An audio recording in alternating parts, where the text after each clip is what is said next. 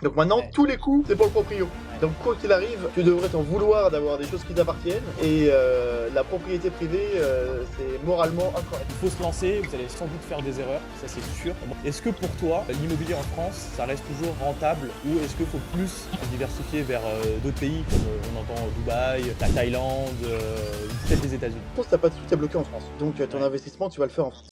Bonjour à tous et bienvenue sur Oh My Wealth, c'est le premier épisode de mon podcast où on parle d'investissement et aujourd'hui j'ai l'honneur d'accueillir Kylian Vax. Comment vas-tu? Bah écoute, ça va très bien toi Cyril. Première question, peux-tu te Mhm. présenter rapidement? Bah écoute, en quelques mots, je m'appelle Kylian Vax. J'ai 26 ans, je suis un entrepreneur célibataire et sans enfant. Un serial entrepreneur? Un Ouais. serial entrepreneur, si tu peux nous dire un peu par où t'es passé, parce que si je me trompe pas, t'étais pizzaiolo, ensuite tu t'es lancé dans l'immobilier, etc. Eh bah écoute, si tu veux que je te fasse le parcours très rapidement, moi j'ai arrêté l'école très jeune, à 16 ans, j'étais livreur de pizza, je suis devenu ensuite pizzaiolo. J'ai un petit peu voyagé autour du monde pour apprendre l'anglais. Quand je suis rentré, j'ai ouvert une pizzeria que j'ai tenue pendant un peu plus de 3 ans, que j'ai revendue ensuite parce que je me suis passionné pour la géopolitique. Ouais, Je suis rentré dans un cabinet de conseil qui était spécialisé dans le développement des entreprises dans les pays émergents, donc Afrique, Moyen-Orient, Inde et Asie du Sud-Est. Et j'ai passé à peu près 2 ans là-bas. Au bout de ces 2 ans, j'ai décidé de monter de nouveau ma propre boîte, plus ou moins dans le même secteur d'activité. mm, Donc j'accompagne les sociétés pour se développer principalement en Afrique aujourd'hui, et je fais ce qu'on appelle la diplomatie d'affaires et du développement de projets principalement d'infrastructures. Et concernant l'IMO, j'ai fait un achat il y a maintenant un peu plus d'1 an, dont on va parler. voilà, et c'est sur ça en fait qu'on va vraiment se porter sur ce podcast. Donc, Oh My Wealth, c'est un podcast qui parle principalement d'investissement. Et donc là, aujourd'hui, on va s'intéresser plus particulièrement à l'immobilier. Et notamment le projet que toi que tu as entrepris, parce que c'est un projet assez atypique, surtout Mhm. que tu vas nous expliquer plus en détail, mais c'est toi qui as fait tous les travaux du bien. Donc tu auras sans doute des tips à nous donner et surtout tu as fait une très très très belle rentabilité par rapport à cet appartement. Et moi, étant donné que moi aussi j'ai acheté deux appartements donc, sur cette année 2025, donc moi c'est plus du passif où j'ai pas fait beaucoup de travaux, etc. Donc en fait on a deux stratégies différentes et j'ai bien envie qu'on la compare et qu'on voit, enfin que ça donne peut-être de la visibilité par rapport à tous les auditeurs qui vont nous regarder, nous écouter, pour que eux puissent se positionner sur quel est l'investissement et le mieux pour eux. Est-ce que tu peux nous décrire un peu le bel investissement que tu as fait? Bah écoute, ça, c'est un appartement de 30 mètres carrés qui est situé à Boulogne-Billancourt et qui est en rez-de-chaussée, qui était vachement dans son jus, donc il y avait tout à refaire et j'ai tout refait. Ok, ouais. Toi-même, c'est ça le truc. Alors, si tu veux qu'on rentre dans les détails directs là-dessus, j'ai fait, on va dire que tout le gros œuvre, enfin je crois qu'on appelle ça le gros œuvre, c'est Ouais. moi, mais tous les aspects techniques qui sont un peu risqués comme l'électricité et la plomberie, je les délégué. Donc j'ai tout cassé, j'ai tout reconstruit, mais j'ai laissé tout ce qui peut péter plus tard à des professionnels. Ok. Et tu avais des bases un peu dans l'investissement immobilier, enfin pas dans l'investissement immobilier, mais dans la construction, dans les travaux, etc. Non, pas spécialement, je suis bricoleur, j'aime bien ça et je suis curieux. Ouais. Mais la réalité, c'est que je m'étais un petit peu embourgeoisé en changeant de job. Donc Ok. j'étais devenu un homme en costard et j'avais envie de retourner un petit peu aux travaux manuels et à la poussière. Donc ça m'a permis de me rééquilibrer moi, tu vois, de Ok. sortir de mon costume la journée, d'arriver le soir ou le week-end en tenue de travaux et de faire du placo. Ok, je comprends. Et tu sais que, honnêtement, les travaux, c'est ce qui fait le plus peur aux gens lorsque ils veulent faire un investissement immobilier. Tu vois. Moi, le premier. Moi, quand je vois des trucs avec travaux, j'ai un peu la flemme. C'est pour ça que je vais pas trop. Le deuxième, je l'ai fait parce qu'il y en avait pas beaucoup. Mhm. Quel est le conseil ou qu'est-ce que tu dirais à quelqu'un, je sais pas, qui veut se lancer dans l'investissement immobilier? Et est-ce que tu le conseilles notamment d'aller sur des trucs avec travaux ou pas avec travaux, tu vois? Bah, ça, selon moi, ça dépend de ton profil. Ouais, Tu vois. Donc si déjà on part du principe qu'on est en France, ouais. mais tu vas avoir trois profils généralement. Soit tu es infortuné et tu souhaites simplement diversifier ton portefeuille. Hmm. À ce moment-là, tu n'achètes pas en France, parce que si tu es fortuné, tu rien à faire là. Euh, non, mais pour être honnête. T'as Soit raison. t'es un cadre qui gagne bien sa vie, Et à ce moment-là, tu as peu de temps disponible, souvent. Mm. Et en plus, généralement, ton taux horaire à ton boulot, il te rapporte de l'oseille. Donc, il y a de grandes chances que ton investissement, surtout les premiers, il te rapporte moins que ton taux horaire au travail. Donc, il Mm. vaut mieux que tu délègues tout. Donc, que tu aies le moins de choses à faire. Et après, le dernier cas, et c'est mon cas, ou enfin c'est souvent le cas en tout cas de ceux qui se lancent dans l'immobilier, c'est quand tu as tout à construire en termes de Mm. portefeuille. Et là, non seulement pour moi, les travaux, c'est obligatoire parce que c'est dans les travaux que tu trouves la rentabilité, que ce soit Mm. dans ta négociation ou dans la revalorisation de ton bien. Mais en plus de ça, tu vas pouvoir limiter tes coûts dans les travaux en faisant le boulot toi-même. Ouais. Non, mais c'est très pertinent. C'est ce que je dis tout le temps en fait, c'est que il faut savoir, enfin, en fait, il faut déterminer son profil d'investisseur avant de démarrer, avant de démarrer. C'est comme la bourse en fait, c'est la même chose. C'est Il comme faut le savoir sport, en c'est fait comme là où tout. tu mets les pieds. Ouais. Comment? C'est comme le sport, c'est comme tout. C'est ça, exactement. Et il faut savoir en fait quel est le temps que vous allez consacrer à l'immobilier. Et ce qu'il faut se dire, c'est que plus vous allez avoir de la rentabilité et plus vous allez avoir des emmerdes. C'est juste ça qu'il faut vous dire. Et donc, si tu veux moins d'emmerdes, bah, achète un truc par exemple où t'as pas de travaux à faire, auquel par exemple il y a déjà un locataire dedans, mais bon, tu auras moins de rentabilité, sauf si tu tombes sur l'affaire du siècle où tu as un immeuble de rapport où tout est loué. C'était le cas avec mon pote, il a pu trouver ça, mais c'est très rare, faut chercher pendant des mois et des mois et des mois. Mais c'est Généralement, de toute exactement. façon, généralement, le pricing de l'agent immobilier, c'est 5% de rentabilité sur le bien. C'est comme Ouais. ça qu'ils déterminent le prix. Donc, tu trouveras entre 3 et 5 tout le temps, partout. Donc, derrière, soit c'est ce que tu veux, soit tu veux maximiser tout ça. Et si tu veux maximiser tout ça, c'est de la négo, c'est des travaux, c'est plein de choses. Et j'avais une question concernant les travaux. Mhm. Parce qu'on en a dit, enfin, parce qu'on se connaît avec Kylian, on se connaît très bien depuis, je pense, 10 ans maintenant. Ouais, un petit peu. Euh, un peu, ouais. Et donc, on en avait discuté un peu ensemble avant. Et est-ce que à refaire, tu aurais fait les travaux toi-même? Euh, Écoute, là, si je devais le refaire aujourd'hui avec mon profil, non, Ouais, parce que j'ai changé de catégorie. Et ouais. Et en plus, moi, mon bien, il est un petit peu particulier. Là, on a une discussion. euh, ce bien, il finit au final sur un achat-revente, mais quand je l'ai Mm. acheté initialement, c'était pour autre chose. Tu vois, je l'ai acheté Ok, parce que j'étais proche de mon travail, j'avais besoin d'un logement avec ma copine, etc. Et on mm, n'arrivait pas à louer, donc j'ai acheté. Et c'est avéré que la vie a fait que maintenant je le vends parce que j'ai changé de boulot et j'ai plus de copine. ouais, Mais, euh, mais du coup, par rapport à mon profil de l'époque, j'avais pas le choix que de faire comme ça. Et c'est ce qui mm, a été le plus rentable. Tu vois, si je devais refaire cette opération avec le même bien, je ferais pareil. ouais. Mais Ok, avec mon profil d'aujourd'hui, je prendrais toujours des travaux parce que pas de travaux, pas de renta, selon moi. ouais, Tu vois. ouais. Mais en revanche, je déléguerais mes travaux beaucoup Ok, plus. Parce que la ouais, rentabilité sur un achat-revente, ça se fait donc sur évidemment ton prix d'achat, tes coûts, puis ton prix de revente, mais ça se fait aussi sur la durée du projet, tu vois. Et là, ok, mon projet, il a duré un peu plus d'un an. ouais, Si j'avais tout délégué dès le début et revendu directement, ouais. il aurait pu durer 4 mois. Donc Ok, peut-être que mes coûts, ils auraient été 50 ou 60% plus élevés, mais ouais. j'aurais été au moins 2 fois plus rapide. Donc en termes de rentabilité, j'aurais été meilleur. Et surtout le fait que vu que tu délègues, donc c'est pas toi qui es sur le chantier, donc tu aurais pu utiliser ton temps à d'autres choses, je sais À faire autre pas, chose. à peut-être sur ton Exactement. business ou autre. Donc Ouais. donc c'est vrai, ça c'est des questions qui, bah, des fois en fait on se la pose pas avant et on a envie se, c'est comme l'entrepreneuriat. En fait c'est au début tu te jettes dans le truc et Mhm. après tu te rends compte que ah mince t'aurais peut-être pu déléguer ça, mais après j'ai envie de te dire le fait que tu as fait les travaux toi-même, moi je trouve ça top parce que tu sais exactement quoi déléguer, comment choisir le bon artisan, etc.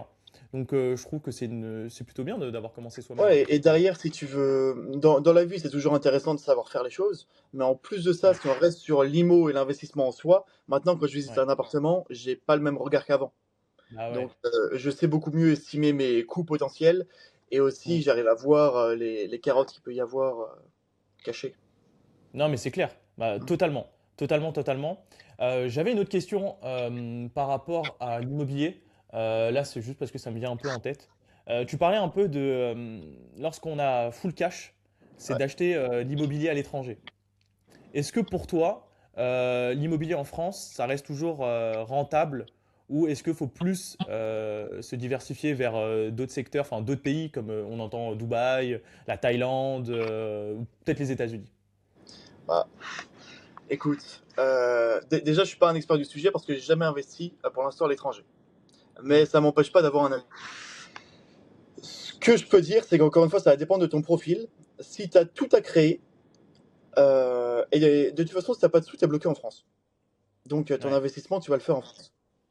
Hmm. L'avantage de la France, c'est le levier que va t'apporter l'immobilier. Tu vois, si tu veux créer de la richesse et de la valeur, t'as pas mieux que l'immobilier en France. Si tu te débrouilles bien, c'est vraiment l'idéal. En revanche, une fois que tu as du patrimoine, tu vois, donc si on part du principe, comme tu me disais, que tu as déjà de la liquidité, que tu as de l'argent, que tu sais un peu investir, tu sais quoi en faire, moi je prioriserais pas forcément l'immobilier. Après, ça dépend des convictions de chacun, mais surtout pas en France. Parce que Hmm. une fois que tu as un appartement en France, il partira pas avec toi. Si demain on a un pays Ouais. encore plus communiste que ce qu'il est aujourd'hui, toi tu Ouais. vas partir, mais l'appart il va rester. Donc Ouais. ton investissement et ton crédit, tu vas le garder, tu vas perdre ta rentabilité, mais tu vas continuer le remboursement. Non, non, mais c'est ça, exactement. En fait, il faut profiter, en fait, parce que tu en as beaucoup qui critiquent la France, comme quoi la France est finie, etc. Et, même l'immobilier, il faut arrêter de faire de l'immobilier en France. Mais la chance qu'on a, et moi qui ai pas mal regardé un peu tous les pays autour, que ce soit Dubaï, la Thaïlande ou même les pays en Europe, en fait, en France, la chance qu'on a, c'est qu'on peut lever de la dette, mais gratuitement. En fait, c'est gratuit. Tu peux emprunter et pratiquement mettre zéro d'apport. J'ai acheté mes deux Et c'est un appartements. C'est un taux fixe, exactement. Tu as des pays où c'est des taux variables. C'est-à-dire que tu peux être à 2% aujourd'hui, dans 4-5 ans, tu vas être à 5-6%. Et là, c'est des taux truc. fixes. Et en plus, j'ai envie de dire que les taux sont assez bas. Là, par exemple, on doit être à quoi? 3,50, 3,60, quelque chose comme ça sur 25 ans. Et après, on peut renégocier par la suite son crédit immobilier. Enfin, imaginons qu'un jour, les taux vont retourner à 1%, 1,5%, tu pourras renégocier à la baisse. Et donc, je pense qu'il faut profiter du levier bancaire en France, sachant que c'est pas cher. Par contre, oui, acheter un appartement cash en France, ça sert à rien. Vaut mieux, je dirais, aller sur de la bourse, hein. T'as moins d'emmerdes, hein. Écoute, pour la renégociation des taux, c'est vrai, mais tu vois, si tu compares ça à la bourse, logiquement, si aujourd'hui on est à 3,5 en taux et que dans peut-être 5 ans, tu penses qu'on peut arriver à 1,5, je pense que la bourse aura plus explosé de cet apport de liquidité que l'argent que tu auras Ouais. gagné en renégociant ton crédit. Donc, Mm. voilà mon avis là-dessus. Et quoi qu'il arrive, si t'as pas de sous en France et que tu veux créer du patrimoine, le meilleur moyen d'en faire, c'est de travailler, c'est sûr, Ouais. mais surtout de lever de l'argent. Le, le cash, il faut pas le dépenser, tu vois. L'idéal, c'est de faire un emprunt, toujours, et d'avoir un projet qui a une rentabilité plus forte que ton taux de remboursement. Et Mm. donc, l'immobilier, c'est l'idéal pour ça, et surtout en France. Ouais. Et surtout quand on a un CDI, quand on est salarié, parce que les banques te prêtent facilement quand tu es en CDI. Malheureusement, quand tu es entrepreneur ou que tu as un business, il faut attendre 2-3 années de bilan avec des bons résultats. Donc franchement, quand on est en CDI, allez-y, foncez, empruntez, profitez un peu de ce levier de la dette qui est vraiment, comme je le répète, assez gratuit, quoi. J'avais une autre question aussi concernant cet appartement. Là, t'en fais quoi actuellement de cet appart? Tu le loues, tu y habites? Et bah, en ce moment, donc moi, c'est ma résidence principale. Ok, Donc j'y habite. Je le loue un petit peu en Airbnb quand je suis pas là, mais autrement j'y ai vécu. Tu vois, c'est l'équilibre que j'ai trouvé. Je vis là-bas, je le loue un peu quand je suis pas là, ouais, et au vu du changement de situation que j'ai eu, la revente. ok. Et ça va, ça marche bien le Airbnb là où t'es ou pas? Parce que même Ouais. moi, je me tâtais à en faire, mais j'hésitais. Bah Paris et proche banlieue, ça marche toujours très bien, et en plus tu sais, t'as des périodes. Là, on a Ok, eu Noël, Nouvel An. Là où je suis, le moment où ça se loue le mieux, c'est à Roland-Garros. ouais. Bah oui, Donc surtout que t'es proche. exactement. Donc selon ton endroit, tu as des périodes qui sont plus fortes que d'autres. Tu as aussi des limites. Tu vois, j'ai le droit de Ouais, louer que 120 jours par an en ok, étant en résidence principale. Donc, ok, euh, donc partant du principe que tu vis dedans, tu vois, ça fait un jour sur trois, t'es large. ok. Et est-ce qu'avec les 120 jours par an, Mhm. ça te permet de rembourser ton crédit Ouais, largement? ouais. Punaise, c'est pas mal. Ça, c'est pas mal. Et c'est pas trop de gestion parce que je sais que beaucoup de gens ne veulent pas aller dans le Airbnb, enfin faire du Airbnb parce qu'on se dit on devient une femme de ménage. Est-ce que c'est beaucoup de gestion ou ça va? Bah, écoute, au mois de décembre, je suis un peu devenu une femme de ménage. Mais la réalité, c'est que tu peux choisir le nombre de nuits minimum. Ok, Donc moi, mon ok, nombre de nuits minimum, c'est 3, par exemple. ok, Sur le dernier mois, j'ai eu 3 personnes qui me l'ont pris une semaine. ok, Donc, tu vois, ça fait un ménage par semaine, sachant que j'y passe quoi qu'il arrive, parce que il faut que je sois sur Paris, je vois des gens, que j'ai des rendez-vous. ouais. Donc bon, c'est 30 mètres carrés, c'est vite fait. Et si vraiment t'as pas envie de faire le ménage, et bah, pour 30 mètres carrés, pour 30 ou 40 balles, t'as quelqu'un qui te le fait. Ouais, au pire, tu délègues, ouais. Et si vraiment t'as pas envie de t'occuper de tout ça, tu peux prendre une agence, et généralement pour 20% de, des revenus, et ils vont être Ok, capables de tout gérer, à la fois le ménage, mais aussi les réservations, les entrées, les sorties, la totale. ok, ok, top. Et ok, ok, parfait. Et une autre question que je voulais te poser, c'est comment toi, tu as trouvé ce bien? Est-ce que tu l'as trouvé sur Se Loger, Le Bon Coin ou c'était en off-market? Alors moi, je l'ai trouvé sur Castorus. Je sais pas si tu connais. Ok, je connais pas du tout, ouais. Castorus, c'est une sorte d'agrégateur de tous les Se Loger, Le Bon Coin, etc. Donc tu as Ok, toutes les annonces dessus, mais en fait, ça te permet d'avoir un suivi ok, qui te montre depuis combien de temps ce bien il est en vente, sur combien de sites différents, et aussi l'évolution de son prix. Donc ça te ok. permet d'avoir un peu une tendance, tu vois, quand tu as un bien qui est là depuis plus d'un an, qui a déjà commencé à baisser un peu de prix, Hmm. tu sais que potentiellement le vendeur il est négociable. Ok, intéressant. Et du coup, quand toi, tu as acheté ce bien, il était un peu en dessous du marché ou...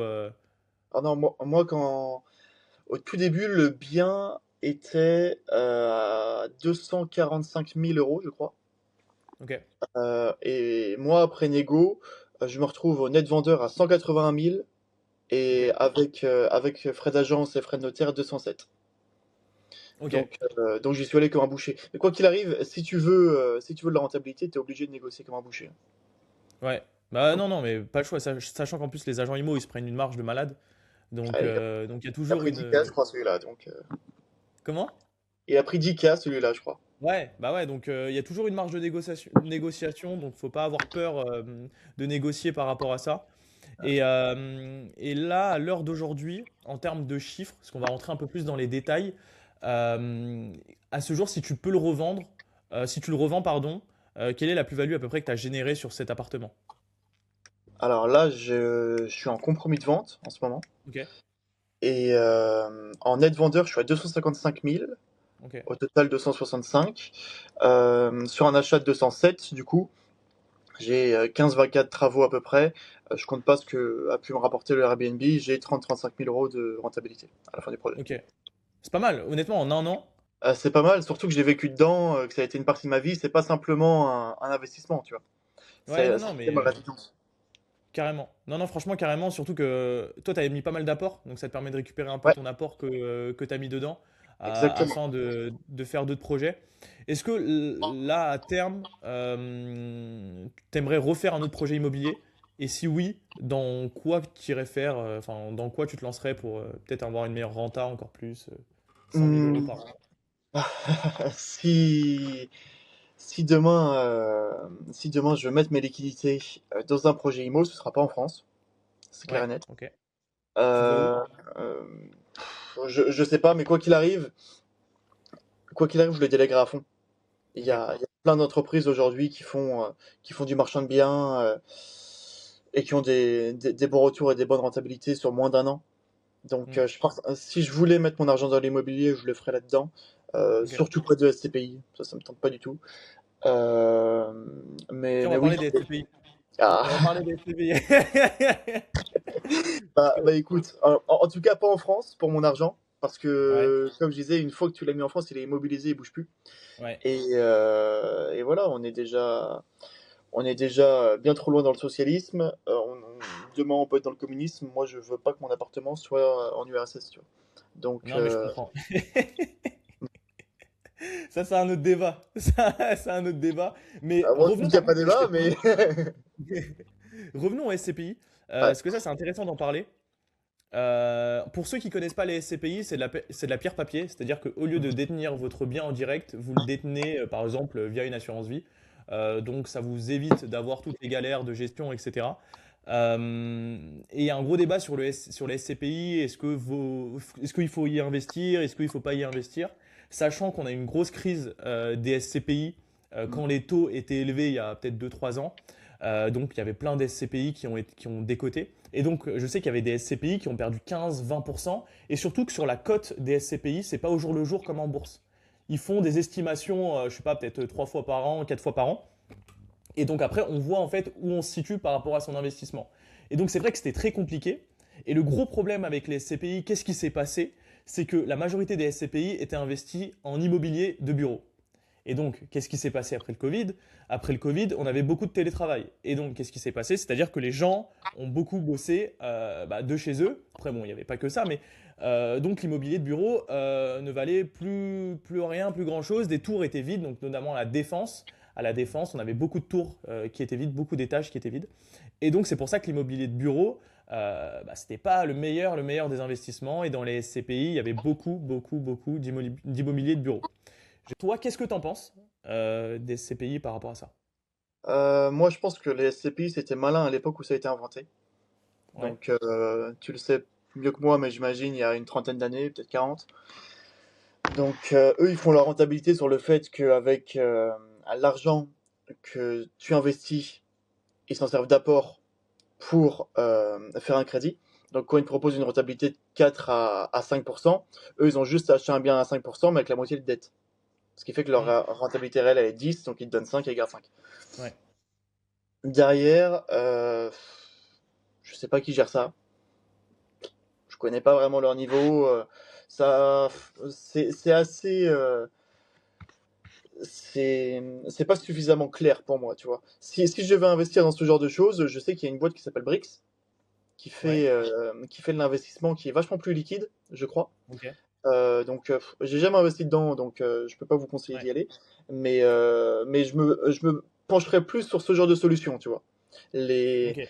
les nouvelles solutions qui sont un peu start-up, mais qui, à mon avis, sont plus adaptées à notre époque, je pense. Les SCPI, non, ça me donne pas. Ouais, c'est un secteur qui est très compliqué et je pense qu'il faut bien s'y connaître, honnêtement, pour les SCPI.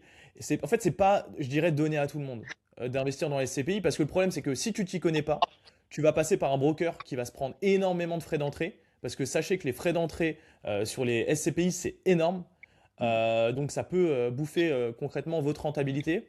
Donc il faut aller, je pense, vers des très bonnes SCPI ou connaître quelqu'un qui a déjà investi et qui s'y connaît plutôt bien. Et par contre, je dirais que le point qui est intéressant sur les SCPI, c'est que vous pouvez lever de la dette lorsque vous achetez des SCPI. Donc ça peut être très intéressant. Mais moi, personnellement, j'y investis pas. Je ne sais pas si je vais investir un jour, honnêtement. Je préfère largement acheter de l'immobilier en pierre que je détiens réellement que via l'assurance vie. Et honnêtement, franchement, je préfère largement aller sur des actions. Tu vois. Pour toi, quel a été ton plus gros défi pendant tous ces travaux que tu as fait? Mon plus gros défi, bah, comme je l'ai dit, j'ai délégué directement la plomberie et l'électricité. Hmm, Ça, c'est des choses, tu vois, quand t'es pas un professionnel, tu mets pas les mains dedans. ok, C'est trop dangereux que ce soit pour toi, déjà, ouais, de te prendre 240 volts, c'est pas agréable. Et encore plus pour la suite du bien, tu vois. Si tu le revends derrière et que ça a mal été fait, c'est pas une solution d'avenir. Mais donc, ça, c'est le plus gros défi en termes de travaux. Derrière, moi, de ce que j'ai fait, ce qui m'a le plus rendu fou, c'est toute la partie qu'on appelle les bandes. C'est un enfer. Je sais pas si tu sais ce que c'est.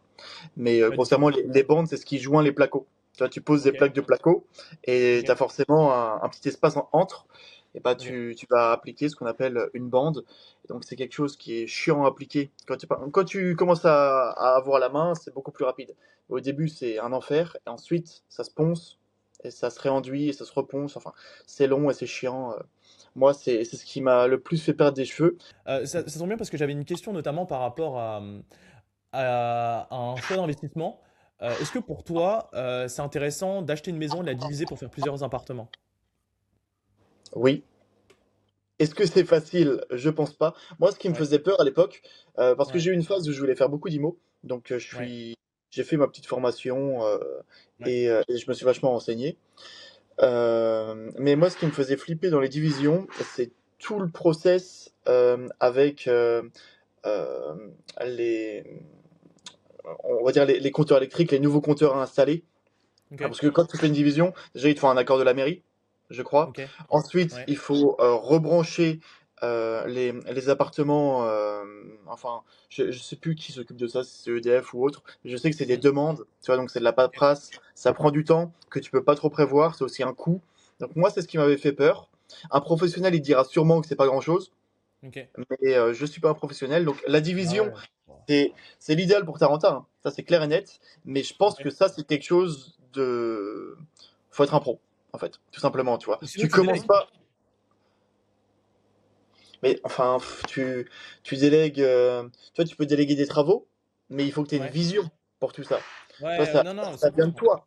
Donc, si tu t'associes à un mec qui est un expert en IMO et toi t'apportes des liquidités, de la capacité Ouais, d'endettement par exemple, bah viser de la division, ça a du sens. Parce que ok, c'est ce qui t'offrira la meilleure rentabilité.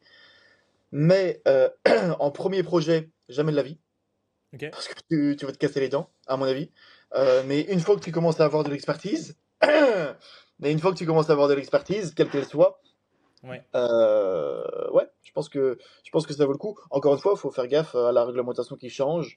Tu Mm. vois, moi, rien que le fait qu'ils aient modifié le LMNP en France, ça me suffit pour me dire que l'investissement locatif, c'est pas pour moi ici. Ils ont rajouté les amortissements à la plus-value. Putain, c'est fou. Exactement. Tu peux Ouais, toujours amortir, mais au moment de ta revente, il faut que ouais, tu remettes en gros tous les amortissements que tu as fait dans le calcul de ouais. ta plus-value. Après, moi, honnêtement, moi, je garde espoir. Je garde espoir en la France. Et après, il se peut que, ils reviennent en arrière sur ça Tu votes pour qui pour dans garder quelques l'espoir, années. toi?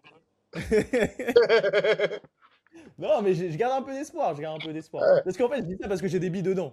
J'ai des billes, bah j'ai des oui. billes dans Ouais, l'immobilier. Donc, je exactement. T'as garde pas le choix espoir. d'avoir de l'espoir. Si t'as pas d'espoir, t'as plus de cheveux. C'est ça, exactement. Mais c'est fou ce qu'ils ont fait par rapport au LMNP. La taxe Ouais, d'habitation, avant, t'avais taxe foncière et taxe d'habitation. Ça faisait un ouais, coût pour le propriétaire et un coût pour le locataire. ouais. Ils ont enlevé la taxe d'habitation, donc t'as plus de coût pour le locataire. Et Mm, la taxe foncière, elle a explosé. Donc maintenant, ouais, tous les coûts, c'est pour le proprio. ouais. Donc, quoi qu'il arrive, tu devrais t'en vouloir d'avoir des choses qui t'appartiennent. Et la propriété privée, c'est moralement incorrect. Tu vois. Donc, tu vas tout Non, mais payer. c'est ça. Mais en fait, en France, c'est vrai que le gros problème en France, c'est qu'on tire beaucoup sur les propriétaires. Tandis que, par exemple, à Dubaï, c'est un peu l'inverse. On va plus favoriser, par exemple, les propriétaires que les locataires. Par exemple, à Dubaï, tu payes ton loyer un an à l'avance. Mais ça, je trouve ça fou. Je trouve ça fou. C'est-à-dire que tu n'as plus ce problème de le locataire qui va pas payer. Parce qu'en fait, il Ah, paye ce loyer un an à l'avance. Et je trouve ça fou. moi, je pense que même, tu vois, c'est un peu extrême, un an à l'avance. Les C'est gens qui du n'ont pas de cash, hein. liquidité. Bon, non, Bah mais pour ouais. ton premier appartement, tu vois, tu pourras jamais le faire. Mais la vraie problématique aujourd'hui, c'est que si les gens ils galèrent à louer des appartements, Ouais, et si du coup les propriétaires sont si durs sur les profils auxquels ils louent, ouais, c'est parce que tu as trop de réglementation. Si demain, tu as un mec qui paye pas, tu peux le dégager le lendemain, ouais, tu as beaucoup moins peur de prendre plus ou moins n'importe qui. Le mec, ouais, tu l'aimes bien, il a une bonne gueule, il a l'air sympa, bah, tu le ouais, prends, s'il paye pas, tu le dégages. ouais. Donc tu as moins de risques. Aujourd'hui, quand tu sais que ça peut te prendre 3 ans, une procédure pour expulser Mm, quelqu'un de ton appart, bah, tu fais gaffe à qui tu fais rentrer dedans. Et du coup, mm, ça restreint vachement l'offre. Parce que t'en as qui disent ça vaut même pas le coup de louer. Donc tous ces mm, appartements, ils sortent du marché. ouais. T'en as qui demandent une liste de papiers et même une capacité de, d'investissement ou en tout cas un revenu qui est trop conséquent par rapport à ce que les gens ont. Donc moi je pense que le plus gros problème c'est la réglementation, tout simplement. Non, c'est clair. C'est clair, c'est clair. Mais après, c'est vrai, mais tu as 100% raison. Parce que par exemple, moi quand j'ai mis mon appartement en location, donc le deuxième, bon le premier j'étais passé directement par une personne et donc je ne l'ai pas mis sur le réseau, enfin sur SoLoger, etc. Mais le Mm. deuxième, je l'ai mis sur SoLoger, j'ai été inondé d'appels. Ouais. Inondé, alors que mon appartement, il est à Brie-contre-Robert dans le 77. Dans le Mm. 77-170 à Brie-contre-Robert. Il n'est pas à Paris même. Et donc, ça montre un peu le gros problème qu'on a en France, c'est qu'on a une manque d'offres Parce que comme tu dis, je pense que c'est très véridique, c'est qu'il y a des gens qui veulent pas louer leur appartement et qui préfèrent qu'il soit vide que de le louer. Surtout qu'en plus à la télé, on voit beaucoup en ce moment l'histoire des squatteurs, etc. Mais et l'autre problématique, c'est avec les taux qui augmentent et les banques qui sont plus frileuses aussi à l'idée de prêter, Ouais. euh, tu as aussi moins de biens qui sont Mm. achetés. Tu as plus de gens qui vont vers la location plutôt que l'achat de leur première résidence principale. Ouais. Donc, tu as plus de loueurs et tu as moins d'offres. Tu as plus de Ouais. demandes, tu as moins d'offres. Donc, tu as les prix de la loc qui explosent. Ouais. Et comme on va te demander 3 fois le salaire, par exemple, du loyer pour te louer, Ouais. si ton loyer il a pris 100 ou 200 balles, et ben, c'est-à-dire que ton salaire il doit avoir pris 600 euros. Sauf que ton Non, mais salaire, c'est. ton salaire il est pas fixé sur l'inflation. Donc, Non, mais t'as pas eu d'augmentation en fait, sauf si tu as changé de poste. Donc, t'es niqué. Non, non, mais c'est vrai, tu as totalement raison. Et c'est vrai que ça, on demande 3 fois le salaire pour rester en fait dans cette logique de 35-40% de taux d'endettement pour que ce soit assez acceptable bah, pour la personne qui va habiter ce logement. Parce que si on est au-dessus de 40% de taux d'endettement, ça peut être compliqué avec les dépenses courantes, etc. Mais ouais, totalement, on demande 3 fois les revenus. Donc imaginons que tu loues ton appart 700 balles, on demande quand même 2100 quoi.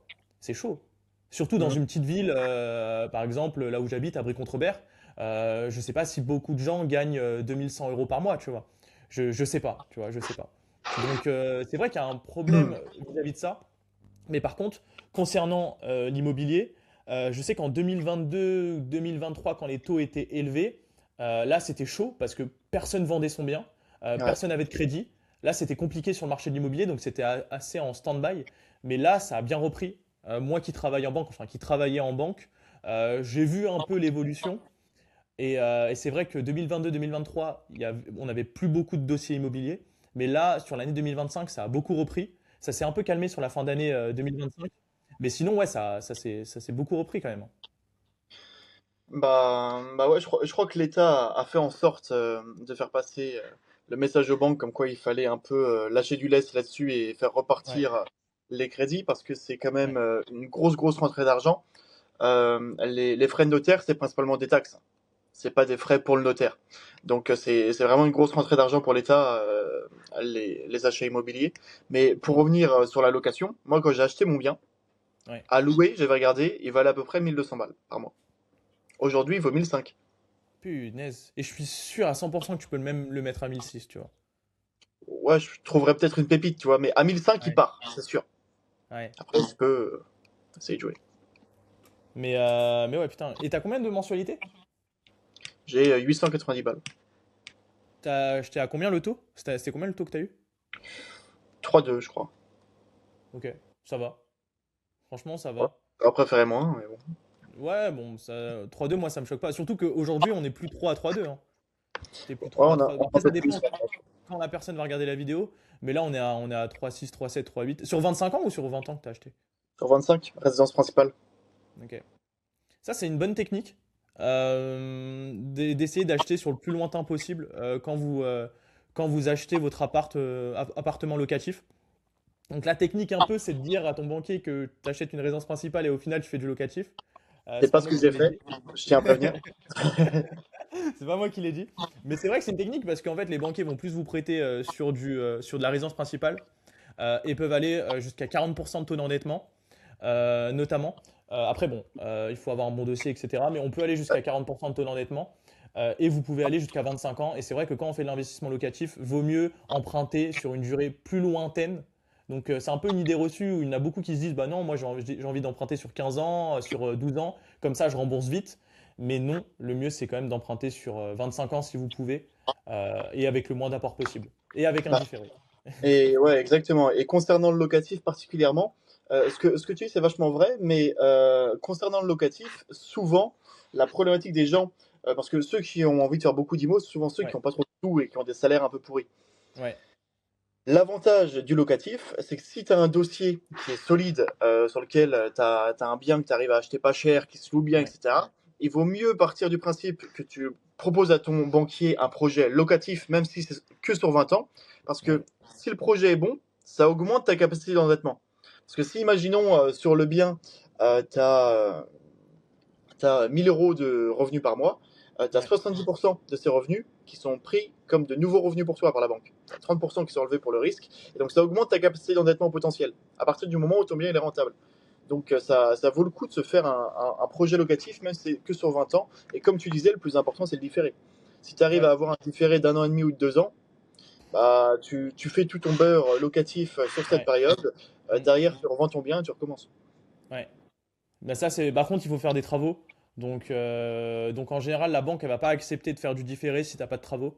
Les meilleurs conseils, s'il y a vraiment il y a des conseils que je peux vous donner pour ceux qui veulent se lancer dans l'immobilier, c'est d'acheter sur 25 ans si possible, de mettre le moins d'apport possible parce que c'est ça en fait qui va jouer aussi dans votre TRI. Et également, si vous pouvez avoir du différé sur vos appartements, également, enfin si vous avez des travaux, ça c'est top. Est-ce que toi, tu as un autre conseil par rapport à ce que j'ai dit? Quelqu'un qui Euh, veut se lancer, qui a jamais mis un pied dans l'immobilier, mhm. qu'est-ce que tu lui conseillerais? Qu'est-ce que je le conseillerais déjà qu'il trouve une chaîne YouTube qui parle d'IMO et qui regarde toute la chaîne YouTube. Ouais, Donc, ouais, moi j'avais commencé avec ce bon vieux Yann Darwin, ouais, qui est la ref numéro 1 pour moi. Donc déjà essayer de comprendre, tu vois, les mécaniques, même s'il y a enfin il y a beaucoup de choses qui sont plus actualisées, mais c'est important d'abord de se renseigner. Essayer potentiellement de trouver quelqu'un qui a déjà fait un investissement, qui puisse te donner un ok, peu de conseils. Et ensuite le conseil, quoi qu'il arrive, tu voudras investir demain et ce qu'on dit souvent, c'est que le meilleur moment pour investir, c'est hier. Donc aujourd'hui, c'est hier. Demain, ce sera hier, donc c'est aujourd'hui. ouais. De toute façon, Mm. il faut se lancer. J'ai envie de vous dire à tous ceux qui regardent, il faut se lancer. Vous allez sans doute faire des erreurs, ça c'est sûr. Moi, dans les appartements que j'ai achetés, bah, j'ai fait des erreurs dans des trucs et tout. Mais si je l'avais pas fait, bah, en fait, tu fais rien après. Et c'est comme dans tout. C'est comme dans l'entrepreneuriat, il faut se lancer, il faut tenter des trucs. Si ça Mm. marche pas, tant pis. Mais il y aura forcément un truc qui va marcher. C'est sûr. Ouais. À Si force de tu gagnes pas en réitérer, capital, tu réitérer, gagnes en réitérer. expérience. Bah, c'est ça, ouais. Mm. Exactement. Et vaut mieux ça que rester chez soi à regarder Netflix ou autre, quoi, moi je pense. Ouais, c'est clair. Donc, pour conclure un peu ce podcast, je vais te poser quelques questions. Ouais, Donc, c'est à peu près 7 ou 8 questions. ok. Le but, c'est que tu répondes vrai ou faux ou en deux trois mots Ok. maximum. J'essaie de te les bombarder. Et je l'ai appelé la Minute Wells. Donc, est-ce Ok. que tu es prêt? Je suis prêt. La plus grosse erreur à éviter en immobilier. Les investissements défiscalisants. Ok. Si Immobilier quelqu'un ou veut te faire bourse? un cadeau, c'est que c'est pas rentable. Ouais, très smart. Mm. Immobilier ou bourse aujourd'hui? Bourse. Est-ce que l'immobilier est encore rentable en 2025? Oui. Le conseil que personne ne donne jamais aux débutants sur l'immobilier. Si tu veux bien négocier le prix, faut arriver dans des situations complexes. Des divorces, héritages, mutations. Les gens sont souvent pressés et ils ont moins d'affect pour le bien. Très smart. Très très smart. Ouais, c'est vrai. Tu dirais quoi à quelqu'un qui hésite depuis 2 ans à se lancer? Bah, si tu t'étais lancé il y a 2 ans, tu aurais gagné soit plus de capital, soit plus d'expérience. Donc, vaut mieux se lancer maintenant. Hmm. Le pire conseil immobilier que tu aies reçu? Parler à la banque avant de trouver un investissement. Ça sert à rien, tu perds du temps. Est-ce que l'immobilier est encore possible avec un salaire normal? Ouais, je pense que dans les grandes villes, ça peut être complexe, mais si tu manques de capitaux, il suffit de t'associer. Est-il possible d'acheter sans apport aujourd'hui? Bah, c'est toi le banquier et c'est pas moi, mais a priori c'est compliqué si t'as pas un bon CV dans le domaine. Enfin, si tu pars du principe que tu achètes pour du locatif ou du marchand de biens, si c'est pour la résidence principale, je sais pas, mais je pense que tu es au moins à 10-15% d'apport. En fait, ça dépend. Honnêtement, j'ai envie de te dire que tu peux bon, avoir du financement à On a dit 100%. 3 mots, hein. On a dit 3 mots. Ouais, mais j'aime bien, j'ai envie qu'on débatte un peu, ça m'intéresse. En fait, ça dépend, tu vois. C'est une Mhm. réponse où il n'y a, pas vraiment de réponse positive, tu vois. En fait, ça dépend du banquier. Vraiment, ça dépend du banquier, de la banque également. Il y a des Mhm. banques qui sont plus susceptibles de te prêter à 100%, 110% de ton financement. Donc, vraiment, tout dépend du contact que tu as avec le banquier. Est-ce que tu t'entends bien avec lui? Est-ce qu'il te fait confiance dans le projet? Est-ce que sa direction est beaucoup plus souple aussi pour faire du financement à 100%, 110%? Déjà, du financement à Combien 100%, d'argent tu as en banque aussi et surtout, je pense, hein. comment? Combien d'argent tu as en banque aussi et surtout, je pense. Ouais, aussi ça joue. Quand tu as un Ouais, compte titre à 1000 euros, c'est plus simple. oui, c'est ça, exactement. Mais après, tu as des banques, tu vois, ils ont. Bah moi, dans la banque où je travaillais, c'est vrai que financer les frais de notaire, c'était pas commun, tu vois. Hmm. On finançait du 100%, ça, il n'y avait Ouais. aucun problème. Même les travaux, il n'y avait aucun problème. Mais financer les frais de notaire, c'était pas commun. Tu vois, il fallait un accord auprès de la direction, auprès de nos analystes, risques, etc. Après, tu as des banques qui financent, qui font encore du 110%, tu vois. Non, c'est est-ce qu'on peut t'envoyer un message pour te demander un crédit à 110%? Bah moi, je suis plus banquier, je peux plus rien te faire. Bah, la réponse c'est non, du coup, c'est mort. Pour moi, non, c'est. Avant peut-être, ouais, mais maintenant c'est mort. Et encore, si tu avais les fonds pour être en banque privée, Ouais, ouais, je pense que tu les as, toi, tu les as. moi, j'ai pas d'argent. Quand tu vas vendre ton bien, je vais te mettre en banque privée, t'inquiète, Ouais, c'est ça. on va te faire monter. Bon, en tout cas, Kylian, je te remercie pour le podcast. C'était Hmm. très sympa à toi d'avoir accepté d'intervenir. En tout cas, j'espère que ça t'a plu, en tout cas. Ce sera sympa. C'était très intéressant. On a essayé d'exposer un peu nos points de vue sur l'investissement immobilier, que Mhm. ce soit l'immobilier locatif, la résidence principale, des SCPI, investir à l'étranger. Et si toi, ça t'a plu cet épisode, n'hésite pas à t'abonner, mettre un commentaire, liker. Ça nous aidera beaucoup pour le référencement. Est-ce que tu as un dernier mot de la fin, Kylian, par rapport à ça? Eh bah, soutenez Cyril, c'est un bon gars.